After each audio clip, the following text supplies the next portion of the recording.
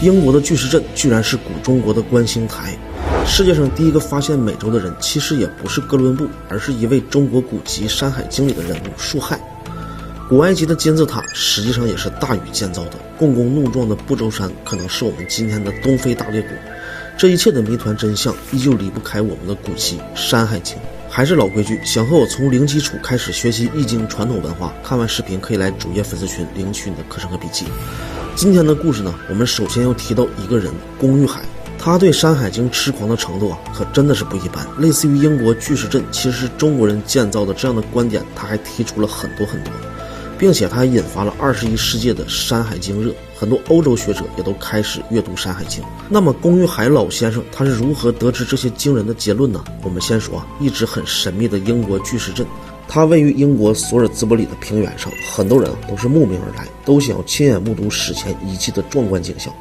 但是关于这个巨石的起源，它一直都是一个谜团。有很多人猜测呢，这就是外星人在地球上留下的杰作；还有人猜测呢，它是类似于古文明和宇宙高级文明进行通话的虫洞。但是龚玉海先生却提出了一个更为惊人的观点，他说，如果你要是读过原版的《山海经》，你就会知道，那只不过是我们祖先建造的一座观星台罢了。我们先来看这巨石阵出现的时间是公元前2300年，没错，就是我们三皇五帝的时期，也就是还处于神话的时代。在《山海经·大荒西经》中就有过一段这么样的记载，在西方的基地有一位名字叫做纳兹的神，被称之为日落之神，长着一副人脸鸟身的样子，耳垂处呢还挂着2条青蛇，脚下还踩着2条大蛇，可以说十分的威风。而且在这个西方的极地还有一个天门叫做无极天门，掌管着一天中的日夜交替。那么重要的地方当然需要有人把守了，于是虚就出现了。他的长貌也是非常奇特，长着一副人的面孔，但是没有手臂，唯一的肢体呢就是一对双脚，但是还不是长在腿上，而是长在了头上。在后来的学者提出这个无极天门，它其实就是一个观星台，而这个长相恐怖的虚就是无极天门的建造者和守护者。它的用途之一呢，也就是测量天象和编辑历法。如果你在秋冬之际的月圆之夜，要是在巨石阵的话，你就可以观察到神奇的月食景象。而这个现象呢，早在4000多年前就被记载到了《山海经》当中。而且像这样的天文《山海经》还记载了很多。那个时候古人是用来测量天象用的。现在想想呢，英国被视为珍宝的巨石阵也不过是我们盛大文明的一个小成就而已。而早在远古的时期各大陆还在一起没有分开的时候，我们的古人的足迹呢就已经遍布了全世界了，被记载在《山海经》里。大家如果对《山海经》感兴趣我可以陆续更新，但是和《山海经》同时期甚至更早的《易经》，我可以带着大家一起来学习。要是感兴趣呢，来主页粉丝群先领取一份你免费的课程和笔记。相传共济会的操控者是地心世界的蜥蜴人。今天这个故事呢，都市传说，大家听听就好。还是老规矩，想和我一起从零基础开始学习易经看完视频来主页粉丝群领取课程和笔记。传说近300年来，世界上有很多重大的事件，背后都有一个神秘的组织来操控着。而这个神秘的组织，他们从来不抛头露面，但是他们确实能更改世界历史的走向，也就是今天我们要聊的共济会。加入共济会中有一个非常有意思的条件，除了你的年龄、性别、身体方面之外的要求，还有一个要求，就是你一定要是一个有神论者。然后在加入共济会时，还需要举行一个某种神秘的仪式，再分为3个等级：学徒、技工还有导师。学徒和技工属于非会员制，等到完成3个等级之后，才能成为共济会的一份子。这个时候就要给你颁发一个证书，来证明这个你已经是共济会的成员了。证书上面呢有一个眼睛，就是传说中的上帝之眼。在外面的下面还有一本书，书上面放着一个圆规和一个方尺，左右两边有2根柱子，这2根柱子很有可能就是我上一个视频提到的亚伯和拉特拉斯。左边的柱子上面放着一个地球，而右边这个蓝色的星球又是哪个星球呢？有人说是天狼星。下面呢还有一男一女这2个神，有人说是我们华夏民族的伏羲和女娲，因为只有伏羲和女娲手里是拿着方尺和圆规的。所以关乎共济会真正的起源和出处也是最大的谜团，真相只有他们的高层才会知道。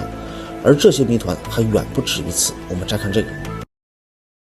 上古时期有着一群神秘的人，他们胸口有一个洞贯穿前后，却能安然无恙的生活着。用我们现在的思维来看呢，那是绝对不可能的。但是《山海经》海外南境中就有一个国家叫做冠胸国，那里的人呢，胸前都有一个大洞，并且他们的风俗更加的奇特。地位崇高的人呢，不穿上衣，用竹子或者是用木棍子穿过胸口的大洞，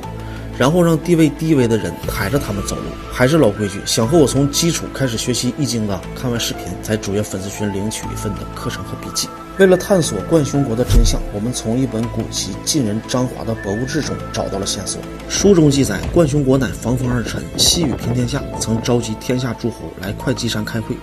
然后防风氏的头领迟迟未到，大禹非常的生气，命令属下斩杀了防风氏。后来洪水平息，大禹乘坐龙船出游，经过南方的时候，防风氏的后裔想为祖先报仇，准备杀掉路过的大禹，然后雷声大作，二龙驾车飞腾而去。防风氏的后裔知道自己已经败露了，便拿下刺刀刺向了自己的心脏。大禹看其忠诚可嘉，令人将不死草塞进二者胸前的洞中，使他们死而复生。但是他们的胸口的洞却没有完全的愈合，等到后来呢，他们的子孙便是冠胸国的子民。从而看出啊，这个神秘的上古民族最初的记载是在我们华夏的上古奇书《山海经》里。冠胸国的出处就是防风氏的后裔。那么大禹所用的不死草到底是什么呢？在上古时期真的有这个东西吗？秦始皇一直寻找的不死草也是它吗？今天我们来聊史前文明。我们现在普遍能接受的概念上，我们这个世界就是近4、5千年的事情，文明也是从石器时代才开始的。但是真的是这样吗？其实人类对海洋的了解可能还不如对金星了解的多，因为我们地球表面3/4都是海洋，虽然近在咫尺，但是依然有很多神秘的地方。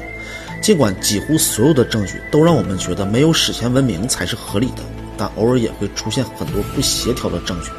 今天呢，我们就来一起探究一下这些远古文明的痕迹。还是老规矩，想和我一起从基础开始学习易经五行的，看完视频来主页粉丝群领取一份免费的课程和笔记。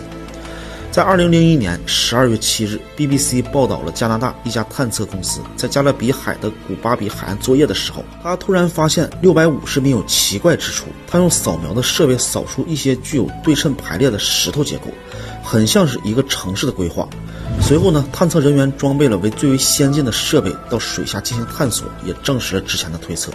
确实水下有排列整齐的花岗岩。除了这些呢，还有类似于金字塔模式的石头群，真的是很像一个发展完备的城市。有些建筑结构可能还是曾经的道路和桥梁，大自然很难形成这种非常匀称的石头。所以啊，大家推测这里是人为制造的。但是关于这个问题呢，至今无解。我们再把目光放在2001年的印度的坎贝湾水下古城被发现了。当时的海洋专家在用专业的设备扫描海底的时候啊，声纳在海洋深处拍到了一些令人吃惊的图像。他们发现这个水下反映一系列清晰的人造建筑的影像，那明显不是自然形成的，而且直径范围达到了9公里那么远。并且潜水员在下去的时候发现了2000多件手工制品，其中就包括陶器、雕塑，